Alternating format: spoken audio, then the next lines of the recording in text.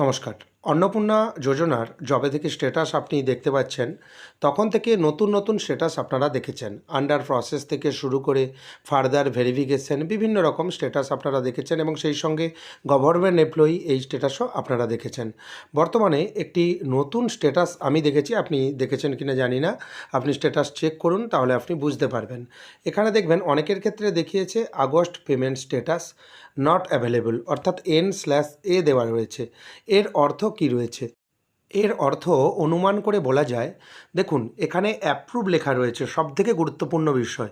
দেখুন payment status এখানে যখন দেখতে পাবেন যে পেমেন্ট স্ট্যাটাস আপনার ব্যাঙ্ক অ্যাকাউন্টে দেওয়া হয়নি, কিন্তু আপনার আবেদনটি অ্যাপ্রুভ হয়ে রয়েছে, তাহলে আপনার তো কোনো রকম সমস্যা নেই। কী কারণে পেমেন্ট স্ট্যাটাস নট অ্যাভেলেবল হতে পারে বা NA হতে পারে? তার প্রধান বেশ কয়েকটি কারণ রয়েছে, সেটা কিন্তু অনুমান করেই বোঝা যায়। প্রথম কারণ হচ্ছে, আপনারা জানেন যে 10ই জুলাই পর্যন্ত যারা আবেদন করেছেন তাদের প্রায় ভেরিফিকেশন প্রক্রিয়া সম্পন্ন হয়েছে।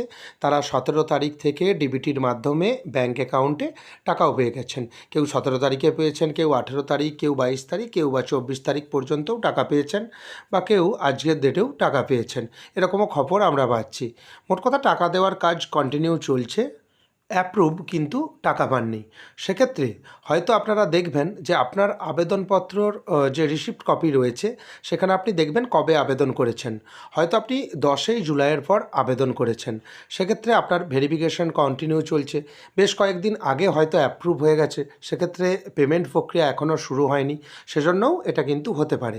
10ই জুলাইয়ের পরের আবেদন, আপনার সমস্ত আবেদনপত্র ঠিকঠাক রয়েছে, তাই অ্যাপ্রুভ এবং পেমেন্ট খুব তাড়াতাড়ি আপনারা ব্যাঙ্ক অ্যাকাউন্টে পেয়ে যাবেন। এটা হলো প্রধান কারণ। আরও বেশ কয়েকটি কারণ থাকলেও থাকতে পারে।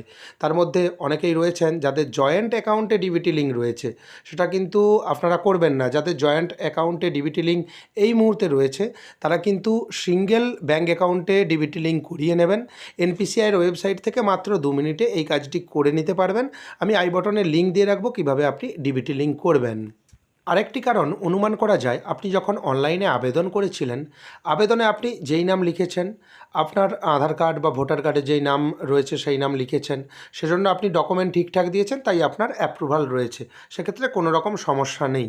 এবং আপনার ব্যাঙ্ক অ্যাকাউন্টে যে নাম রয়েছে সেটা ডিফারেন্ট থাকতে পারে বা আলাদা থাকতে পারে, সেক্ষেত্রেও কিন্তু সমস্যা হতে পারে। কারণ আপনি যখন আবেদন করেছিলেন, সেক্ষেত্রে তো ব্যাঙ্কের পাসবই তো আপনি আপলোড করেননি, ডিবিটির মাধ্যমে টাকাটি কিন্তু দেওয়া হয়। আপনার ডকুমেন্টের সঙ্গে, ধরুন আধার কার্ড এবং ভোটার কার্ডের সঙ্গে, বিশেষ করে আধার কার্ডের সঙ্গে আপনার ব্যাঙ্ক অ্যাকাউন্টে যে নাম রয়েছে সেটা মিলিয়ে নেবেন। যদি দেখেন ব্যাঙ্ক অ্যাকাউন্টে নামের কোনো ডিস্টার্ব রয়েছে, সেক্ষেত্রে আপনি KYC করিয়ে ব্যাঙ্ক অ্যাকাউন্টে নামের বানান ঠিক করিয়ে নেবেন। ভিডিওটি কেমন লাগলো জানাবেন। পরবর্তী কোনো গুরুত্বপূর্ণ আপডেট আসলে বা স্ট্যাটাস আসলে আমার চ্যানেলের মাধ্যমে আপনি জানতে পারবেন। তাই চ্যানেলটিকে সাবস্ক্রাইব করে রাখবেন পরবর্তী গুরুত্বপূর্ণ আপডেট পাওয়ার জন্য। যদি ভিডিওটি ভালো লাগে, ভিডিওটি লাইক করে দেবেন এবং বন্ধুদের মধ্যে বেশি বেশি করে শেয়ার করবেন। ভিডিওটি দেখার জন্য আপনাকে অসংখ্য ধন্যবাদ। ভালো থাকবেন।